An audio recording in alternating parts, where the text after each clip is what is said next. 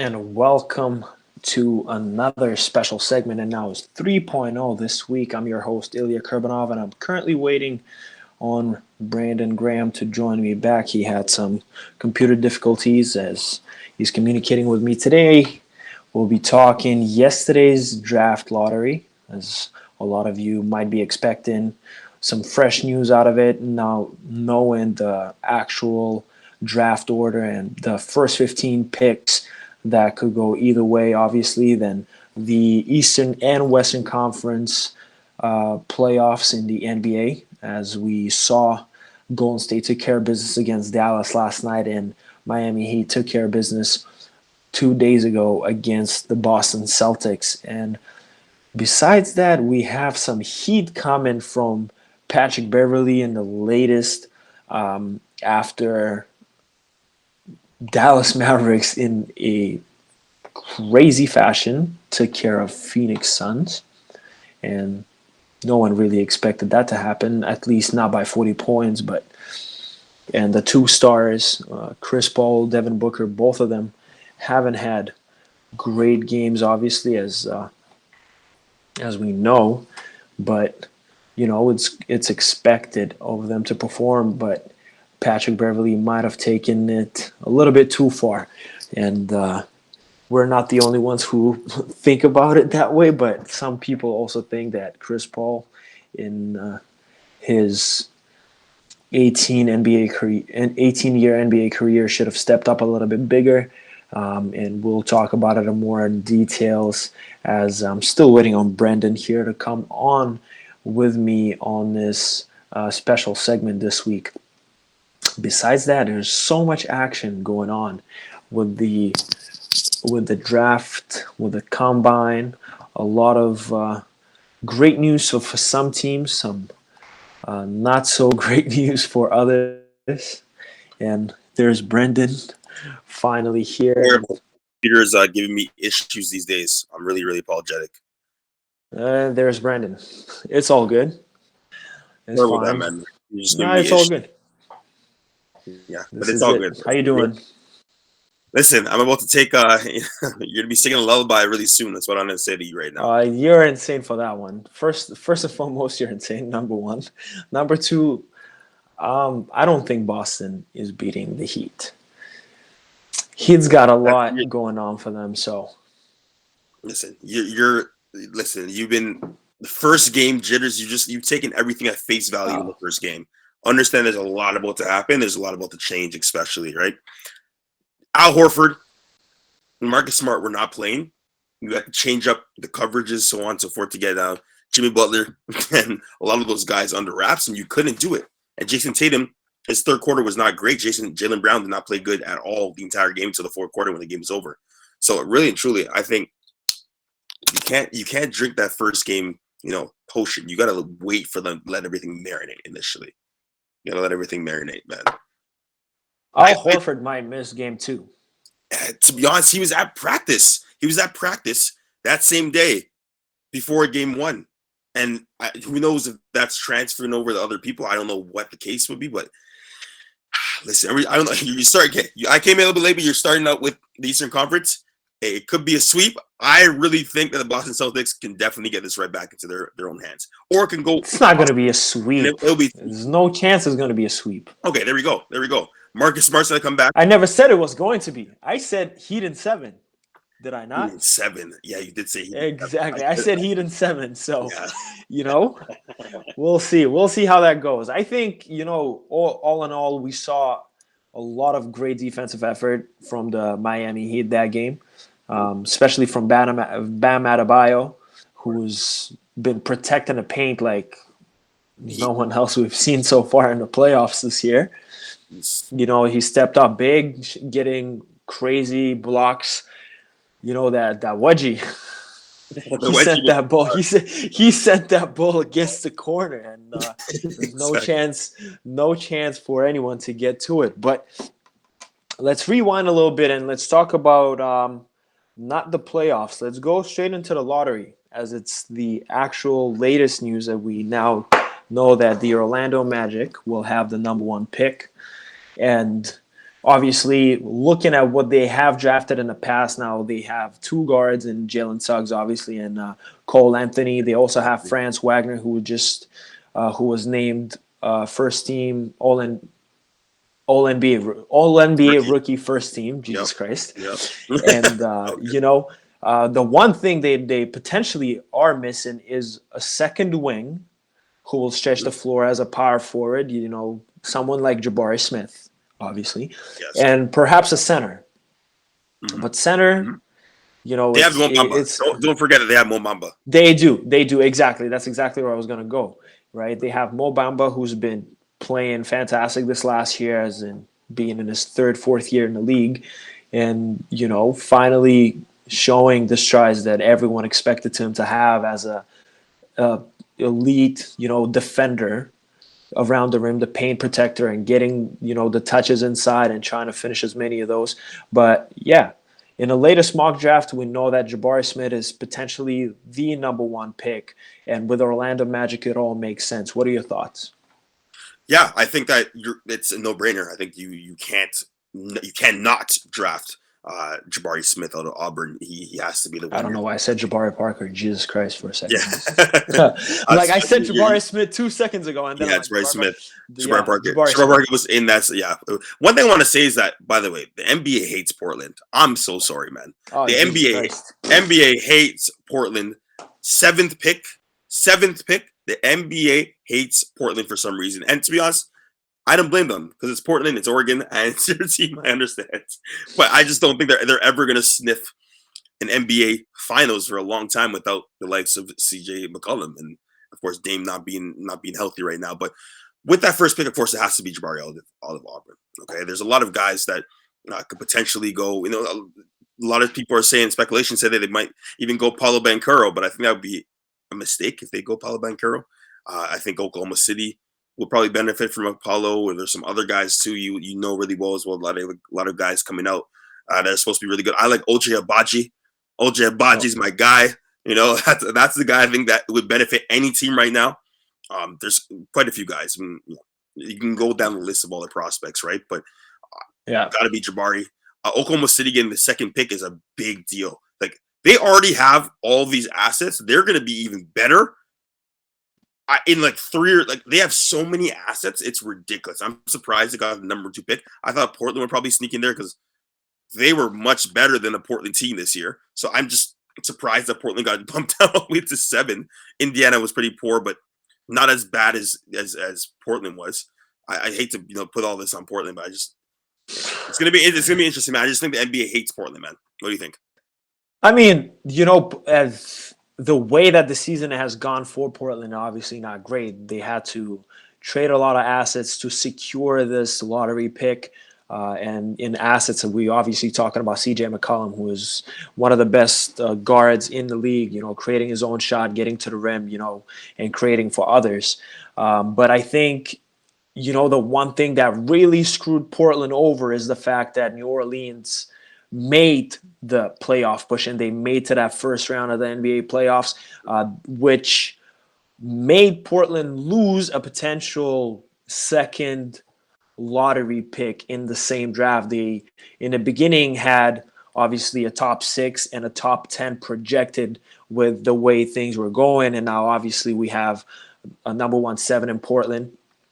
And what killed me the most is the Dame's reaction as he was kind of laughing in disappointment as he rolled his eyes and like there's no way that Free Dame. you could see the sense of disbelief in his eyes as as they got the announcement of that 7th pick. However, there's a lot of draft potential with that 7th pick. Don't get me wrong. There's a lot of talent.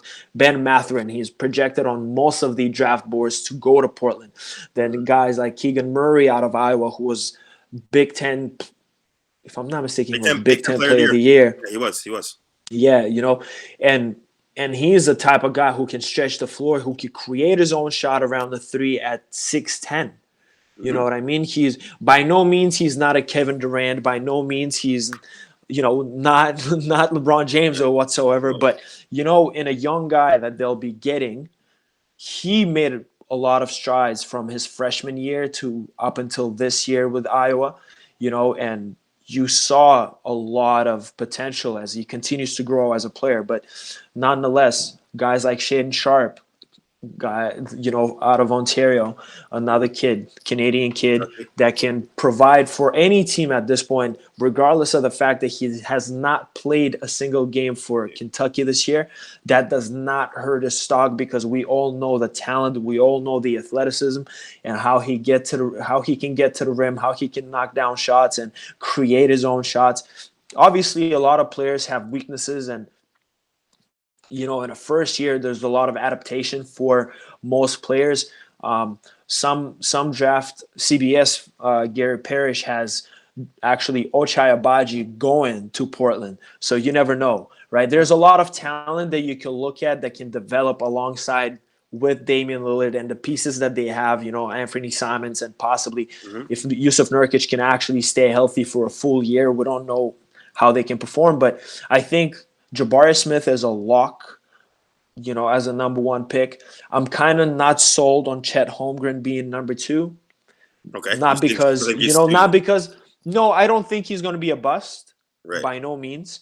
I think there's a lot of potential, but his size is probably the biggest disadvantage because he'll have to play against bigger opponents, coming out of the West Coast Conference. Obviously, he's dominated. Obviously, we've seen him dominate in some of the NCAA tournament games, but at the same time, is a different game. But we said the same thing about Zion Williamson. When he came into Duke, everyone was like, oh, he's playing against nobody in South Carolina. Then all of a sudden dominates at ACC, dominates in the tournament, comes into the NBA and does the same thing, kind of progression. Obviously, injuries held him down slightly, and we'll see what's going to happen next year as he's looking a lot healthier, being just as athletic when we saw in those pre-playoff workouts as he was warming up with the team and practicing with the team, going through contact drills and stuff. But, it's one of those things where you have to pay attention to every single factor. And I think if Chet Holmgren indeed goes to Oklahoma City, it will benefit him just based on the fact that they have a lot of guards that will just share the ball with him. He can knock down open threes. And, as long as he, plays his game as he is around the rim, knocking down shots and, getting those inside touches, I think he'll be good. But I'm not completely sold on him. That's the one thing I was just about to bring up. Like, Chet Holmgren is projected to be number one by ESPN right now, but ESPN is not necessarily always right. They're actually wrong quite often. And to be honest, I think he would really benefit Oklahoma City for sure. I think it'll be good for him, but that'll be an all-time soft fight. You got Giddy, you got him, you got Poli, of course, too. There's a few guys in that team in Oklahoma City, but I do think Chet can be good. I think he's going to develop. He's going to fill in a little bit more in his body when he's with the regular trainers and training a lot more. He is already getting bigger. I've seen some footage right now. I like, of course, Jabari Smith. I like Jaden Ivey to end up going to possibly, we've seen for Sacramento, but Sacramento is obviously where guys go to have their careers die pretty much, right? But Detroit's going to get a good one. Keegan Murray's looking really, really good, as you said. Shaden Sharp, of course, for him not to be at least play right out of Ontario, out of Toronto, for him not to play, to be the number one prospect for his class, I believe for the freshman coming in next year, he's already top 10. Reclassified. Yeah, exactly. Reclassified. So he technically could not play anything. He could literally go right to the league just because he was like, you really think about it, he's in the projected to be number 6 overall to be taken in the draft, and that wouldn't be surprised at all if he were to go. And I don't know, because you've seen the footage, you see what he can do, you saw what he can do in high school. I think it would probably be a reach, but he's kept his name in that particular bubble. So I think he's gonna get drafted. I think he's gonna play. It'd be similar to our boy that's with San Antonio right now as a young player. Oh my gosh, from Josh Primo. Josh Primo. There we go. Yeah, exactly right. Primo coming out of Alabama. Similar to that, have to develop his game, but I think Shaden Sharp can be a great asset to a number of teams. Going to Indiana, I think he would thrive with Indiana with Chris Duarte, with Brissett and the other guys that are in the fold there, of course. And of course, there you have the point guard there that's obviously very very good, and of course you see what happens there. So that's probably going to take away some of his effectiveness there. But and the name slipped in my mind, but I'll get to that. But AJ Griffin's another guy at number 7. I think he can be a really good player. I think he's going to be a steady player because he's a great defensive player out of Duke. Jalen Duran, I think wherever Jalen Duran gets taken as well too, out of Memphis, he can be an asset to a number of teams. And then it's not a, you would think of at the start of the year would have been our guy out of Michigan that was going to get number 1, the Bates, right, Imani Bates. But no, Jalen Duran came onto the scene. He was already highly touted. Came onto the scene and improved in that Penny Hardaway system. Why he could be so valuable. And I think he's going to be a top 10 pick for sure.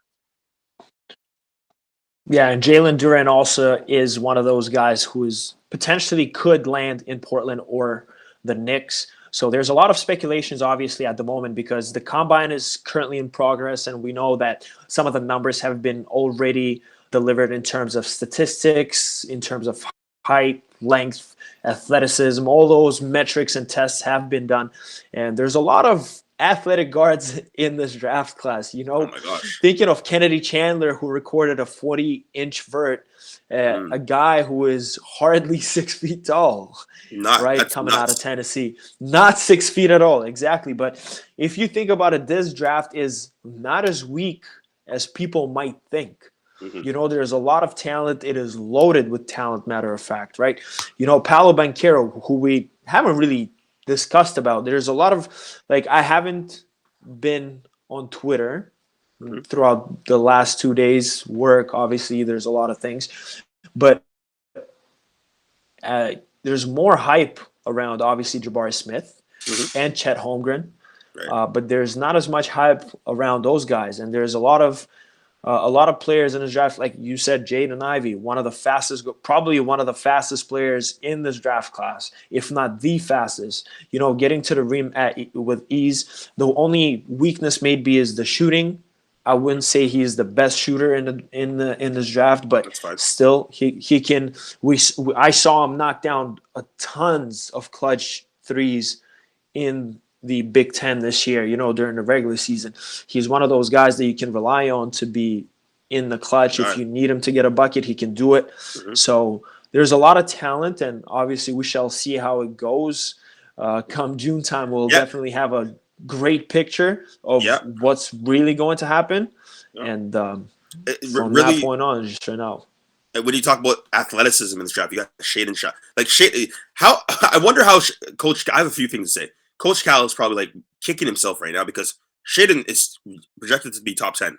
So he's probably not going to Kentucky and not going to be there at all next year, right? Oh, he's not coming back. There's no doubts. There's no doubt. He's going to the league, right? And that's the first time. If you're a number 10, if you're a top 10 pick in this draft and you decide to go back to college, you're out of your mind. Out of your absolute mind, right? Because you're really. It's not even about money. It's what do you need college for? What do you need to prove if already based on every single metric and statistics that were based around you through high school and scouts, coaches, GMs all look at you and say, yeah, you're the man. Right. You don't understand it, but you are. So therefore, there's no reason for Sharp to come back. There's no reason for him to fulfill any of those collegiate, stats. He doesn't need that national championship. He doesn't need the SEC title. He doesn't need any of that. When you can get, perhaps, you never know who you get drafted by. Get a ring. And there you go. If he slips to in the 30s, that. Then but that's the thing. That's the one thing, that's right? That's never gonna happen. No. But that would not be good because the signing bonus would not be great at all. But if you get top 10, you get a great signing bonus. Yeah, you get you're good. You're set. You're set for life. Pretty much. You're set. But Anthony Bennett begs to differ. But anyways, I was gonna say a lot of similarities between Jaden Ivey's game and John Morant's. And to be honest, I think Jaden Ivey's a better shooter coming out of college than John Morant was back then. And of course, a different game.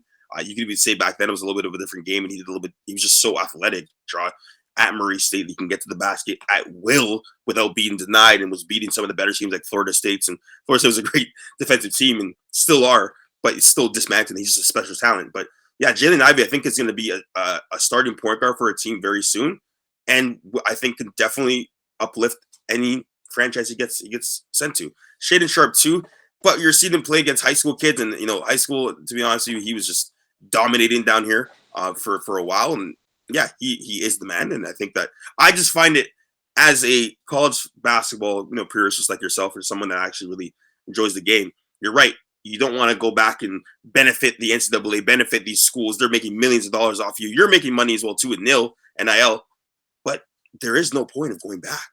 You're set. You're set free. Top 6. And matter of fact, Shaden Sharp actually cannot benefit off No. Name, image, and likeness because he is not from the States. He's a Canadian product. Oh, okay. So for him to benefit off the NIL, he would have to have deals within the Canadian business industry and whatever the case may be, whatever company would love to sponsor him and give him money to put a name on whatever he's doing. So Benedict Mathurin did not get any money this year? Yeah, not off of name, image, and likeness, because I'm pretty sure the way it works is that it benefits athletes whenever they are staying, whether in the state that they are from, if I'm not mistaken. But I know Canadian players cannot benefit off of it because they're not from USA. I don't know. So I find that very okay. It could be totally right, and I believe you. But I find it hard that Andrew Wiggins, who's the number one, overall, Shaden Sharp, same thing, number one overall prospect coming from Canada, coming from Ontario, and him not getting money, like him at Kansas. But that perhaps might be the reason why Shaden Sharp is going as well, because he doesn't benefit from staying. You know what I mean? How is that the case? But if guys go from states, so guy that was in Texas, quarterback Quinn Ewers, went to Ohio State, left Ohio State because he got a lot of money there, and then he went back to Texas and he's getting paid even more money there, but he wasn't in state. So I don't understand. Like, it benefits Americans, or doesn't benefit Canadians, or like Canadian athletes do not qualify for name, image, and likeness. Why isn't this talked about more? This is not talking about enough. Then it's not talking about enough. Well, I wish I knew the answer to that question, but unfortunately, they're probably getting stuff under the table. Like Shaden Sharp is definitely getting money under the table to go to Kentucky. Like probably we all know things like that. We all know, but but at the same time, we don't, right? So it's like there's so many things, there's so many variables that are obviously disclosed. You know what I mean? Right. And it's not something that's just going to be available to every single individual in the media, in the general public. It's one of those things that are kept in private, and that's why coaches like Sean Miller no longer coach at Arizona. You know what I mean? It's same thing with Rick Pitino not coaching with Louisville anymore due to those Adidas scandals and Nike scandals. There's so many things that go wrong with the big name schools that have like those deals, and that's one of the biggest reasons why. Something really big happened in college football today. I don't know if you saw this, but Nick Saban at a Alabama booster event conference pretty much said that name, image, likeness is it's good for the students we made. Though he said we did this for the school, we did this for the kids. They made it legally, but schools like A&M are paying for every single player. We were the top 3. We were number 2 in recruiting. A&M was number 1, and they paid all their players millions of dollars to go to the school. So where I see us kind of losing that way, but we tried to give kids and then he called out Deion Sanders for paying $1 million for Travis Hunter, who's a number 1 actual recruit going to Jackson State, and apparently they didn't. The cornerback, exactly. Right? Receiver, yep. Cornerback, he's unreal. Yeah, he called them out today, and then Jimbo Fisher said, "Hey, everyone's looking at this guy like he's God. You should go back and dig into what he's done. He is not done. He's done some really bad stuff in the past as well too, and he's not. And pretty much, the premise of the entire thing is that Nick Saban said that name, image, likeness is going to take away from the game, because if you start paying players and there's no litigation or some way to kind of mitigate what's going on from the NCAA, from boosters and so on, it's going to get out of hand, and they're not coming here for the experience, not coming here to develop. They're going to the place with the most money, and it's going to take away from the game because you start playing players, they don't have that same grind to get to the next level. They're already getting millions of dollars, and he's just saying it's ruining the game. So I thought I want to know about your opinion about a name, image, likeness, and the ramifications it has on the game of basketball, football, and all the sports in NCAA because it's doing a lot of negative and it's doing a lot of positive. I think I'm not against it. I wouldn't say I'm against it because already every single school benefits off of these athletes. We've known it from time, and they've always been the ones to bring billions or millions to schools, through TV rights, through advertisements, through just being on a school and wearing the Adidas Nike gear every single day. All these schools benefit so much off of having number one prospects, off of having those unsung heroes on the teams, right? That just come as walk-ons earning scholarships and whatever the case may be. I don't think it's a bad idea to have that for each athlete and offer them some sort of benefit where they can make an X amount of money. I think making millions being in college sports is slightly different if you ask me. I wouldn't, as a student athlete, if you paid me, I don't know, 30K just to be at your school doing some random advertisement or whatever, this is enough. You don't know, you don't understand how much money some of these players bag. You know what I mean? And that's why you see a lot of athletes entering the transfer portal because there's more money to be made in certain states. Mm-hmm. You know what I mean? Florida. So that's one thing that hurts the game because top players could just leave a school just because they don't benefit enough off of name, image, and likeness, in the NCAA. So I think that's where it hurts. Just maybe there should be a discrepancy of how much money could be made. And there should be some sort of like a cap, like, a salary cap in the NBA or like a certain tax where players can benefit off of it and still make enough money and still kind of able to provide for the families because we all know some athletes come from difficult situations and, it's not something that they can control, is something that they live through, right? And every single penny could be treasure. For sure.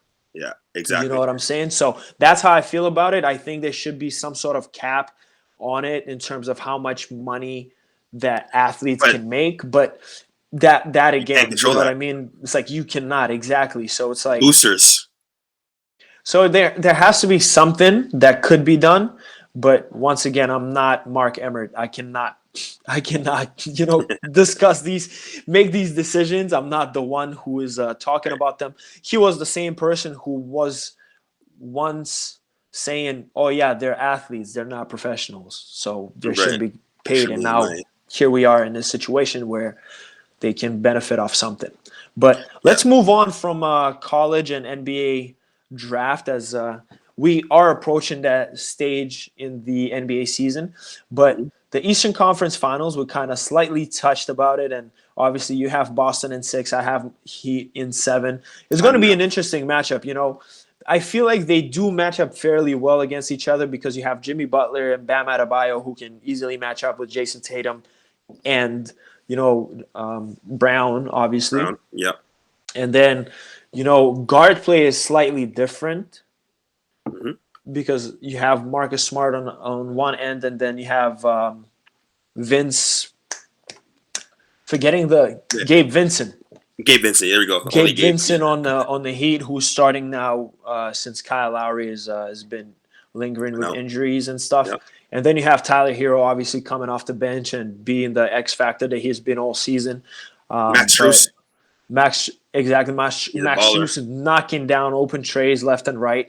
So there's going to be a lot of those factors, guys like Max Strus and then obviously Tyler Hero contributing in the way that they have all season long, coming off the bench, being that spark, knocking down open trays, and then Bam Adebayo being that defender, Jimmy Butler being that leader that he is, bringing the heart, intensity, to that Heat organization throughout the season and maintaining that same intensity throughout the series. I think that's going to be the key factor for them to win. Everyone is going to have to bring the A game, and everyone is going to have to play their role in the best to the best of their abilities, right? And as far as Boston Celtics, in my opinion, they just need to play that same team defense that they have against the Milwaukee Bucks in a previous round, and then against Brooklyn Nets, the way they shut down KD, Kyrie. Obviously, they were missing some pieces. They don't have a true big and whatever.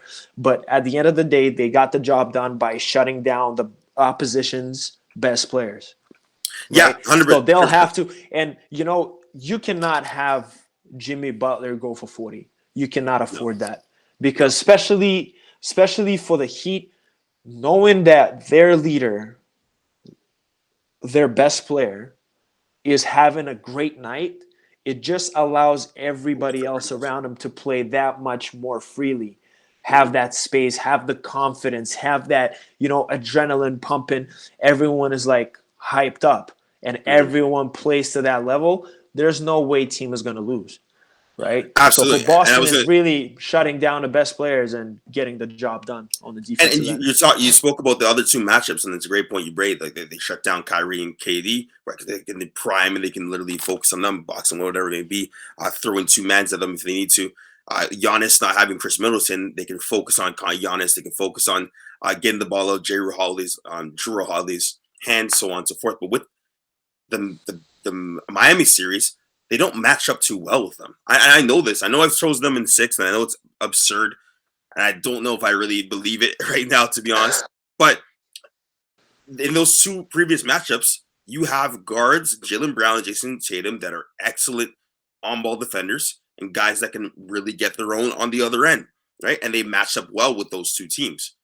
With Chris Middleton being out, right? Giannis is doing whatever. No one can guard him the way the Raptors can guard him, honestly, because Nick Nurse throws so many different coverages at him. But I digress. With the Miami Heat, if you let Jimmy Butler go for 40, and once again, if it just makes everything you just said is perfect.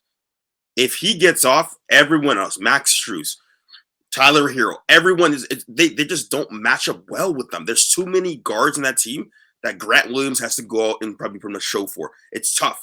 Without Marcus Smart, there's too many. You have Tyler Hero, you have Gabe Vincent, you have Max Strus. You're leaving $180 million on the bench in Duncan Robinson and Kyle Lowry being injured, and they're still getting whatever they want. So it kind of shows you that they're overmatched. Robert Williams is, especially if Tice is out there, it's pretty much they're gonna go at it. They're gonna go in the pick and roll. They're gonna pull up, so on. So I think that Meki Udoka needs to be a little bit smarter with his game plan. Get the ball into Jason Tatum's hands quickly. Set on ball screens. Get him in pin down, so on and so forth. Because they're just throwing two guys at him, and if Jaylen Brown's not making shots when the double team comes, you're gonna struggle without Marcus Smart, without Al Horford. So it's gonna be a really tough time.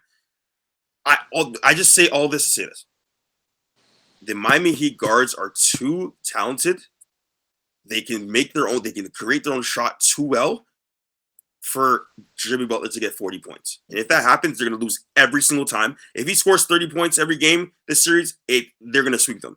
I already know they're going to sweep them because there's too many weapons on Miami Heat, and they're out without two guys that make $90 million. And Duncan Robinson can't even get on the floor. Victor Oladipo, you didn't even mention. There's so many guys.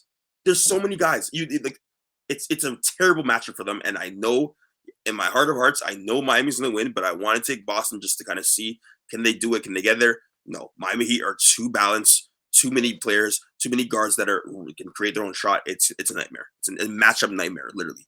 I didn't even mention Totally. that. Exactly. And now moving on onto the West Conference, right? Yesterday's game. Jesus. That was the display of experience Yeah, and years of development. yeah, The three-time NBA champs showed mm-hmm. up. They showed Mm-hmm. up to play. They knew exactly what to expect, and they knew exactly what to do. They took And care of they're at home. Luka. Exactly. They took care of Luka Doncic, and then they took care of the rest. Jalen Bronson has had a terrible game yesterday. I believe he was 1 for 7 from 3, if I'm not Yep. mistaken. Spencer Dinwiddie didn't have a good game either in the first half. Spencer Dinwiddie only played well kind of in the second half. He gave him a little bit of a spark, but that was not enough to do anything against the Warriors. And this is going to be the key to Warriors really beating. The key actually component of this whole series is experience. And I don't care how hyper and how great Luka Doncic played in the previous 2 series, which he obviously did play unbelievable. Like he put himself in a conversation being that top player in the league. You know what I mean?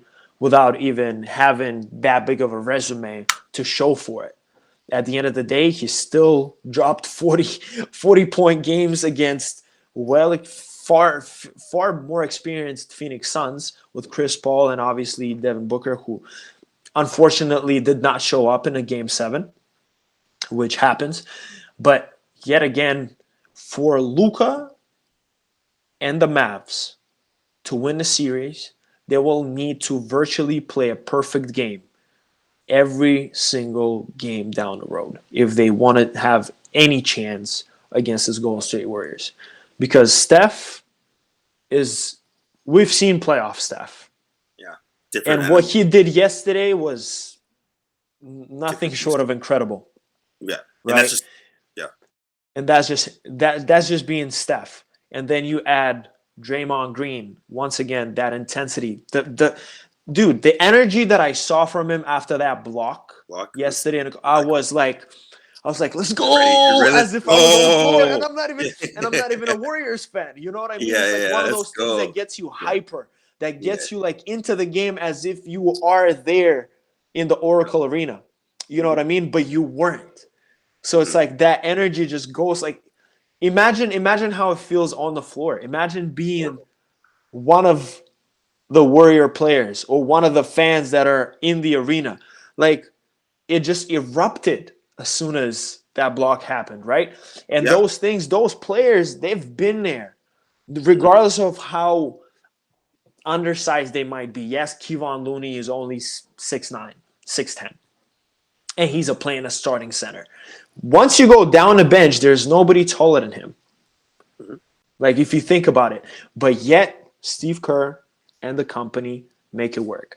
And that's because they have the pieces. They've been there before. They know how to get it done.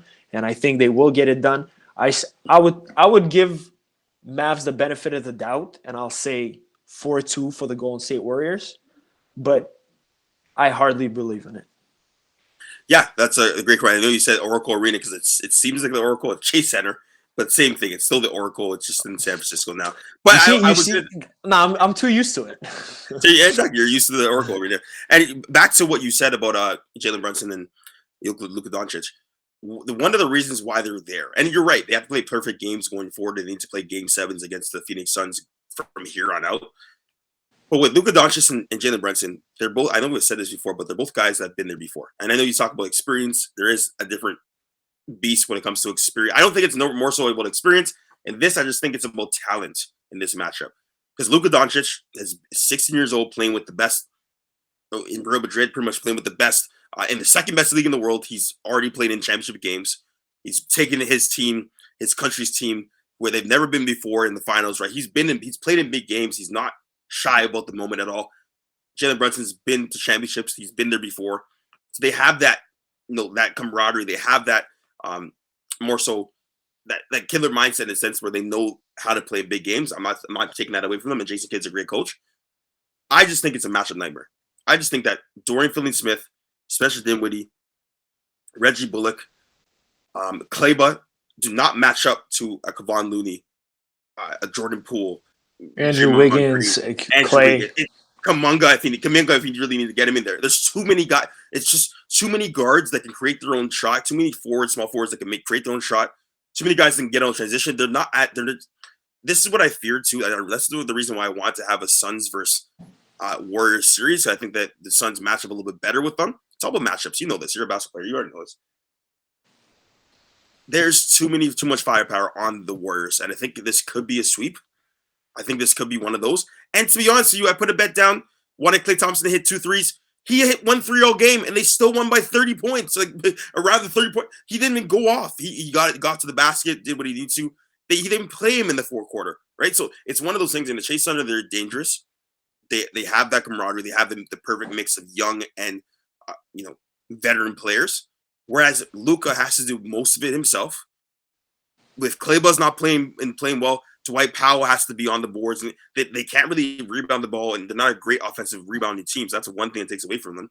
Even if Boban's out there, he can't match up with certain guys.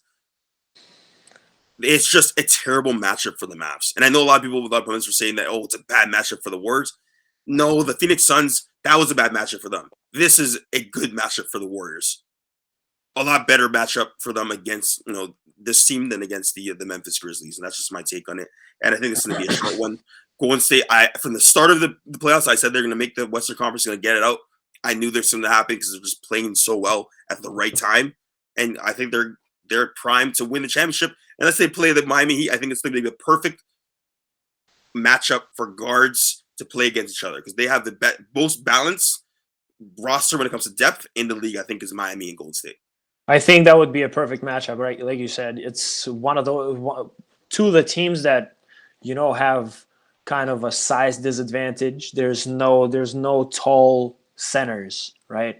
There's a number of guards that can get their shots off, number of guards that can play defense, right? So it's gonna be an interesting to see. And like you said, I obviously have Heat, Golden State advancing. You hardly believe that Celtics will advance, but you still have them kind of advancing. So it's going to be interesting. But let's move on from the conference finals playoffs as they will continue tonight as Heat will take on the Celtics in a game 2. But let's rewind a little bit to that Phoenix Suns and Dallas Mavericks series. And not really the series itself, but I want to talk about Patrick Beverley. Nice.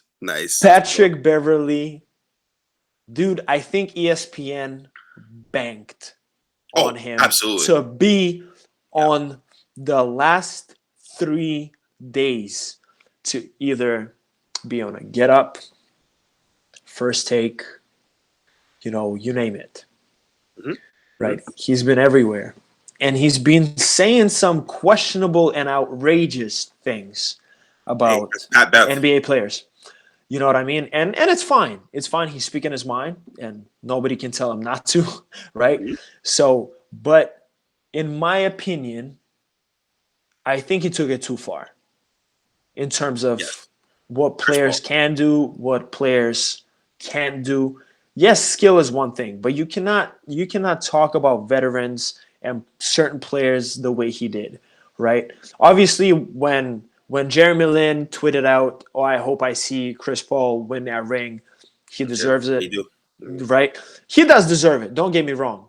And I agree with what Patrick Beverley said. Why does he deserve it more than somebody else type of thing, right? Yeah. But what he said on the first take the next day Steph Curry, was a little bit out of bounds. Did you see what Matt Barnes said? Oh, absolutely I did. Oh, yeah, okay. Absolutely I did. He just said, dude, they're Hall of Famers. You cannot level to them. You know what I mean? Right. In other words, you can be talking about players like that who earned their respect around the league, who earned everything that came to them. Like Matt Barnes was not shy to compare himself. I was the role player. I was on the Golden State team and won that ring because I was a role player. I was there as a veteran leader. I was doing my bit in order for this team to be successful. And exactly what Patrick Beverley does right now with Minnesota Timberwolves, he is a role player. He's not a star. He's not a go-to guy. You know what I mean? He's not close to being a go-to guy, right? No. He's not even close to be a sixth man on that team. Don't get me wrong, right? He is a one-dimensional player, and he's in the league. So we can't really talk about. I don't know if he's not one-dimensional. Don't disrespect him. Yeah, no, but you know what I mean. He's that pesky defender that if we have to leave him shoot the ball, we're gonna leave him, type of thing. You know what I mean? That's what I'm saying. He can still shoot. He can still shoot though. Either way, you know what you get my point. Yeah, but it was out of bounds. What are your thoughts?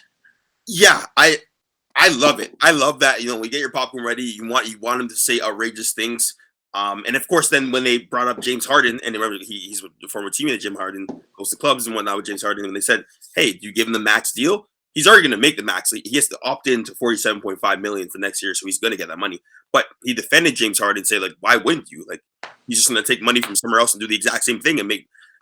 But he's thinking about James Harden as though he's Houston James Harden. So he defended James Harden, but then gets on a guy like Chris Paul, whereas Chris Paul and James Harden played together at some point, and Chris Paul is probably more established or more successful than a James Harden. Anyways, I think that the vendetta. You remember the series between the Suns last year and the LA Clippers. They just don't like each other. They don't mess with each other at all. But for him to call Chris Paul a pylon, and the fact that the day before a game against Chris Paul, he's eating steaks, he's out late, he doesn't care, he knows he's going to have a good game against him. But when he plays against Steph Curry, he goes to bed at 8 o'clock and drinks his water. That was hilarious. But I love what Matt Barnes said. He's like, you're not that guy. Like You're the same pylon that everyone goes at too. Exactly. The same pylon everyone goes at. And the fact that he's like, oh, his numbers weren't good this year. 22, 8, and whatever, it's still better than your career numbers regardless. Like, it's still better than your career numbers. And that's a fact, right? So Pat Bev, he's going to go out there. He's a raw guy. He's very passionate. You want those kind of guys on your team. He's like a Draymond Green, but, does his role great. You need those guys on your team to get up because they're probably going to intimidate. They're going to talk. They're going to bring the same thing every single day, the same intensity, which you want on the team, which is a great asset. But he's not that guy.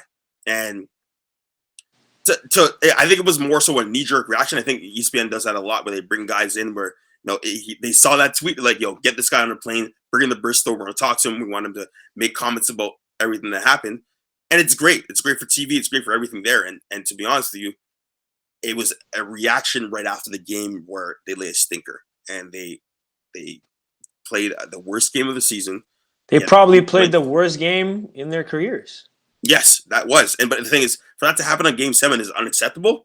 But that was the worst game they've ever played. And you've seen them in Game 7s before. You've seen them in big games. They've never showed up like that. That was a terrible showing, defensively, offensively. And DeAndre Ayton, think about it. Would you give him the money? Would you give him a max contract right now? He doesn't really deserve it. Like, to be honest with you, DeAndre Ayton, they've been saying there's some stuff mental and like Monty Williams always gets on him because he's a gamer and he's always with probably a FaZe Clan and up at the Arizona Scottsdale. Do you give him the money? Like, where does Phoenix go? Pay Mike Cal. Pay Mike Cal more money. Yeah. Although he just secured a bag last year, so it doesn't really. It doesn't really exactly. JaVale McGee probably is going to come back. There's Mikal Bridges should get the money. There's a bunch of questions there, but I think Pat Bev. He needs to know his place a little bit more, but guys like Kendrick Perkins are talking. Ryan Collins was on there. Holland, was on there and talking crazy as well, too. If you're on ESPN, the bright lights come on and all these guys just like forget that people are listening and that there are guys out there that be like, yo, you're a clown for going on there and doing that, but they're getting paid money probably and they want to make a name for themselves and they're good. Okay, guys like Draymond Green and Pat Bev are automatically always going to be good on TV because they talk wild and that's exactly how they are on the basketball court. So, not surprised, but at the same time, I don't know if he went too far. I think it's just more so his play. I think it's just he just hates him so much that he's going to say some wild stuff about him. I feel like there's definitely a lot of hate involved when you say something like that. You know what I mean? So it's like, and it might not be like the hate. Oh, I hate him. Like I hate him, but it's more of like a competitive hater. Like you want to beat him every single time, like you play against him, type of thing. You know what I mean? And the other thing too, Pat Bev even said he's like, someone asked him like, why do you hate Chris Paul? He's like, well, I was in high school and I went to his camp and I destroyed him. And he still didn't give a reason for why he hated him. He just doesn't like him for some reason, right? So it's really exactly, Well, this was one interesting one, to be honest. Obviously, with Pat Bev, but we'll move on from that, and we'll see how that advances, and if ESPN has him for a couple of more days. But nonetheless, the segment has come to an end. Once again, we talked about NBA draft, NBA lottery, how Portland got mistreated in the lottery. So the NBA hates Eugene, Oregon. The NBA hates Oregon, man. Maybe Portland, Oregon is not the best city, but And you think about it, they're giving these. Oklahoma City still gets a lot of good fan bases, good revenue. Portland doesn't do that apparently. I guess they probably Yeah, do. Portland has one of the most loyal fan bases too. That's like Oh yeah, you're right. the You're right. most You're right. crazy. You're It's right. like You're right. You're right. it's like they like Epicenter. games packed. Mhm. You know, playoff games. We've seen it. We've seen it how packed it is. Like I just don't know how. we all remember this game. Yeah, of course, of course, of course. Like imagine that. Yeah, Like that. yeah, Like you look in the arena after that shot goes up. It's like yeah. It was crazy. nuts. No, I just don't know. Like, listen, man. You can probably give me the answer, and okay. As a Portland guy, you need to tell me, man. Do you just want Dame to just go, like, just spread his wings and like go somewhere else and just? I wouldn't. Here's the thing. Like people always ask me that, and I'm like, dude, like I don't know. Like it's one of those things. Like I would love for Dame to stay, but I wouldn't be mad if he left. Type Right. of thing. You know what I mean? Like I know he's a winner. I know what he wants to accomplish, but I rate the fact that he doesn't want to leave and wants to stay to win in Portland. Yes, it might be not possible. Maybe he'll never win in Portland. God knows. But the fact that he wants to stay and he's loyal and he's committed and he's dedicated to that process of bringing the championship to Portland in itself is going to solidify his legacy 10 years from now, 20 years from now, when I have hopefully kids, you know, I'll be able to talk to them like, yo, I've seen this dude play. Right. He was incredible. You know what I mean? And I'll be able to, and I'm going to talk not about the fact that he didn't win, but about the fact that he actually stayed and he did it his way. Like people will always talk about him as one of the greatest point guards that played the game. He might not be top 5 and whatnot. He could probably barely be top 10 in a lot of people's eyes, right? But the fact that he stayed and stick through the, you know, that rough and tough waters and like seeing all the lows and all the highs, like that's going to be his legacy regardless whether he wins that championship or not. So it's a mixed thing for me because I obviously want him to stay because he's one of the best players in the league that, you know, that can get it done. But at the same time, I won't be mad if he got traded, if he left, you know, whatever the case may be. Like I might be a little bit salty if he does get traded because then you're like, dude, you guys really wanted to build around Damian Lillard and all of a sudden, like, nah, I'm going to ship you somewhere else so you can win. Right. I'm going to be salty just because I'm a fan, but I won't be mad if he leaves. Yeah. Right. Good answer, man. Yeah, there you go. There you go, man. There's the answer from Ilya Kurbanov. There we are. But nonetheless, right? Brandon Graham and Ilya Kurbanov, two of us. We'll see you all next week. Thank you for the continued support. Thank you for tuning in. You know, you already know the vibes. Peace, love, and positivity. Make sure to spread it no matter what. Don't be Pat Bev. Don't be Pat Bev. That's what Pat Bev. You see my tweet, right? I know you see my tweet. I'm gonna like that, John. I'm gonna retweet that. That's jokes. Yeah. So don't be Pat Bev. Peace, love, and positivity. Make sure to spread it. Make sure to always keep it simple. I'm Ilya Kurbanov. Alongside is Brandon Graham, and we'll see you next week. Peace.